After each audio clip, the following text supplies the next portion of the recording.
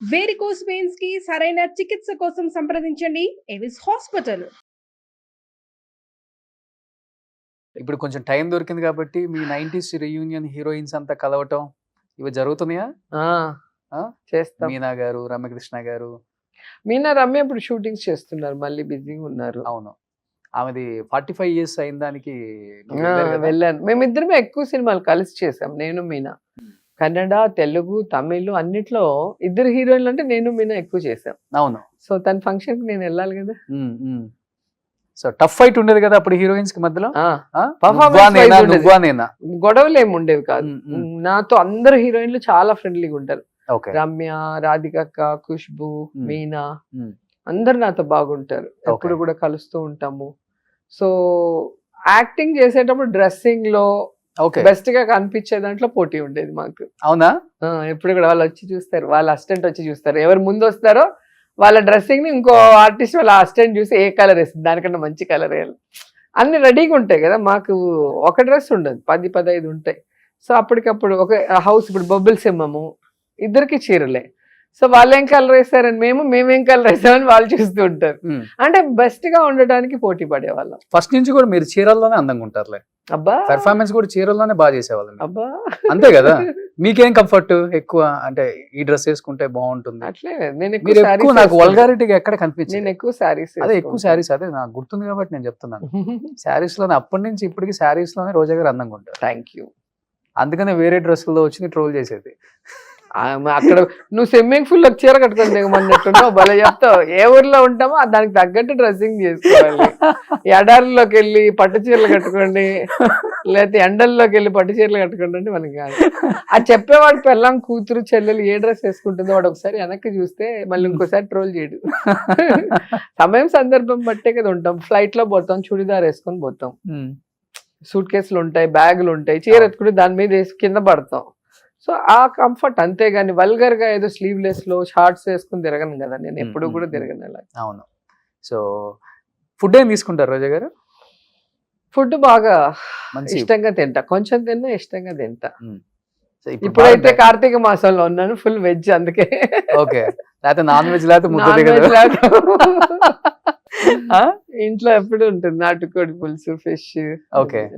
So కానీ మీ అధినాయకుడు మటుకు ఎప్పుడు అదే మెయింటైన్ చేస్తారు. ఏం ఫుడ్ తీసుకుంటారు ఆయన? వచ్చి 2 hours జిమ్ చేస్తారు 2 hours జిమ్. Every day.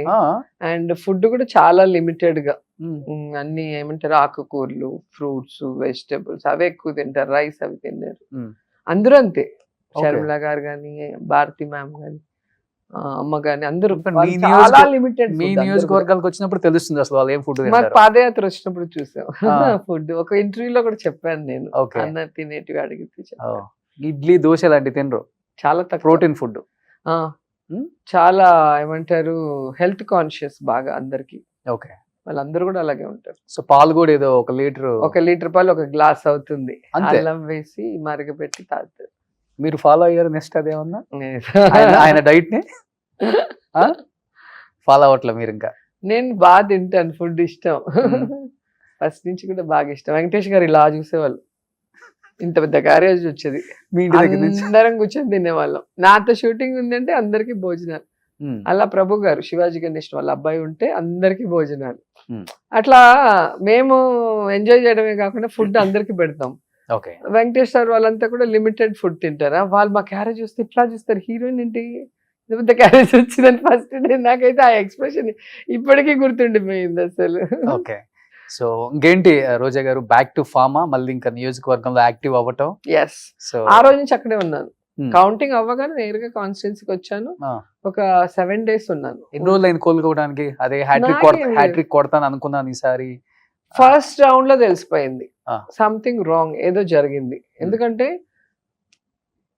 మాకు ఎప్పుడైతే వీళ్ళ కూటమి ప్రభుత్వం ఏర్పడిందో అవుతూనే అవ్వాల్సిన ఎలక్షన్ 2 months వెనక్కి తోసేశారు. ఈ 2 months వెనక్కి వెళ్ళినప్పుడు ఓవరాల్ గవర్నమెంట్ కంట్రోల్లో వాళ్ళకి తీసుకొని మా తిరుపతి డిస్ట్రిక్టే 3 ఎస్పీలు మారిపోయారు, 3 కలెక్టర్స్ మార్చారు. అంటే ఒకరిని వేయటము, వాళ్ళకి నచ్చినట్టు చేయకపోతే మళ్ళీ మార్చడం, అట్లా అసలు గందరగోళం అయిపోయింది ఎలక్షన్ అప్పుడే. ఫస్ట్ టైం నా లైఫ్లో, నాది 5th ఎలక్షన్ ఇది, ఫస్ట్ టైము వితౌట్ పోలీసు ఎవడు పడితే వాడు లోపలికి వెళ్ళటం, బయటికి రావటం, లోపలికి వెళ్ళటం. ఏం అర్థం కాల. చాలా ఏదో మామూలుగా సంతలో వెళ్ళి కూరగాయలు కొనుక్కున్నట్టు వెళ్ళి తిరుగుతూ ఉన్నారు. సో ఇవన్నీ కూడా చాలా ఘోరంగా జరిగింది. అయినా కూడా మాకైతే నిజంగా డౌట్ రాలేదు ఎప్పుడు కూడా. ఫస్ట్ రౌండ్ అవ్వగానే వడమాలపేట అనేది మాకు కాన్స్టిట్యున్సీ హాట్ లాగా మా పార్టీకి. ఓకే. ఎప్పుడు నేను 2 సార్లు గెలిచింది కూడా ఆ మండలం వల్లే గెలిచాను. అక్కడ నాకు స్టార్ట్ అవుతుంది మెజారిటీ. అక్కడ నుంచి అలా వెళ్తుంటా, ఇంక తెగదు. అక్కడ ఫస్ట్ రౌండ్ 3000 వచ్చేసింది వాళ్ళకి. నాకేం అర్థం కాదు, ఒక నిమిషం ఇలాగే ఉన్నా. సెకండ్ రౌండ్ మళ్ళీ 3000. సో అర్థమైపోయింది సంథింగ్ రాంగ్, ఏదో జరిగింది, ఇది జనం ఇచ్చిన తీర్పు కాదు. నేను వెళ్తున్నా అని చెప్పి బయట వచ్చేసాను కదా, మీరు చూసుంటాను. వెంటనే వచ్చేసాను నేను. లేకపోతే మా కాన్స్టిట్యున్సీ ఎప్పుడు కూడా 1000, 2000. 858 ఫస్ట్. ఇప్పుడు మీరు నాటి కాదు, వాళ్ళ డాడీ నుంచి ఉన్నారు కదా ఇప్పుడున్న క్యాండిడేట్ డాడీ ముద్దుకృష్ణ నాయుడు కూడా 1200, 1600 తోనే గెలిచారు చంగారెడ్డి మీద. సో అక్కడ 1000, 2000, ఓహో అంటే 5000, 6000 అంతే. 40,000 అంతా అసలు తలకిందులు తపస్సు చేసినా కూడా ఉండదు. సో అది మనకి ఫస్ట్ రౌండ్ అర్థమైపోయింది కదా సంథింగ్ రాంగ్ అనేది. నేను వచ్చేసాను. నేను పెద్ద ఇంకా దాని గురించి ఆలోచన కూడా లేదు, అంతే. లాస్ట్ వరకు వచ్చి ఒక 1000, 2000 తోడిపోతే బాధేసి ఉండేది. ఏంట్రా ఇంత కష్టపడ్డాము, ఇంత సర్వీస్ చేసాము, ఇంత డెవలప్మెంట్ చేసాము, ఎందుకు ఓడిపోయామని ఒక బాధ ఉండేది. ఇది అర్థమవుతుంది కదా. సో అంతే, క్యాజువల్ గా బయటకు వచ్చా, నేరుగా కాన్స్టిట్యున్సీకి వచ్చా. ఇంకా అందరూ వచ్చి ఓవన్ బాగా కష్టపడి వర్క్ చేశారు అందరూ కూడా సిన్సియర్గా. ఏంటి ఎవ్రీ హౌస్ కి వెళ్ళాలి కదా. అవును. మీకు వచ్చిందా రాలేదా, ఎవరికైనా మిస్ అయితే మళ్ళీ వాళ్ళకి ఆ వెల్ఫేర్ కానీ వాళ్ళ ఊర్లో అడిగిన డెవలప్మెంట్ ఏది లేకుండా చేశారు. ఇది లేదు అనకుండా వాళ్ళు అడిగిన ప్రతిదీ చేసి ఇచ్చాం. సో అలాంటప్పుడు అలా అయినప్పుడు పాపం లీడర్స్ అయితే చాలా ఏడ్చారు. నాకే బాధ వేసింది. నేను అందరినీ, నన్ను ఓదార్చాల్సింది పోయి నేను అందరినీ ఓదార్చా. సో 1 వీక్ ఉండి అన్ని మండలాల్లో ఒక్కొక్కరుగా మండలం వస్తే అందరితో మాట్లాడి ధైర్యం చెప్పి అందరినీ కన్విన్స్ చేసి మళ్ళీ చెన్నైకి వెళ్ళా. ఒక 3 days ఉండి మళ్ళీ వచ్చేసాను. ఇప్పుడు మళ్ళీ స్ట్రాంగ్ అవుతుంది. నేను అక్కడే ఉన్నా, మీ టీవీలోనే. చెన్నైకి వెళ్ళిపోయా, ఇల్లు అమ్మేసా, విజయపాట్ అంటే. నేను నగిరిలోనే ఉన్నాను. ఇంక నగిరిలో రోజు తిట్టమంటే తిడతాను నేను, మీరు వేసుకుంటానంటే. ఉన్నానని తెలియాలంటే తిడితే కానీ వేయట్లేదు, పొగిడితే ఎవరిని వేయడురే మీరు. సో మీరు అలా ఉంటేనే అందరికి తెలుస్తారు అయితే.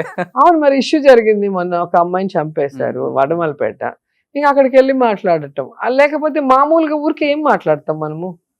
ఇప్పుడు గుడికి వెళ్ళేసి ఏదో వీడియో పంపించలేము, లేదా ఇంట్లో కూర్చొని ఉన్న వీడియో పంపించలేము. లీడర్స్ అందరూ వస్తారు కదా, ఎవ్రీడే మార్నింగ్ టు ఈవినింగ్ వస్తూ ఉంటారు. వాళ్ళు స్కూల్స్లో, కాలేజ్ సీట్స్, లేకపోతే వాళ్ళు హాస్పిటల్లో ఎవరైనా జాయినింగ్ అవ్వాలంటే ఫోన్ చేస్తారు.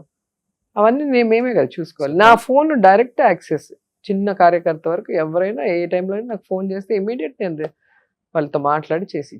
అలా యాక్సెస్ ఉండబట్టి అన్ని ఫోన్ కూడా.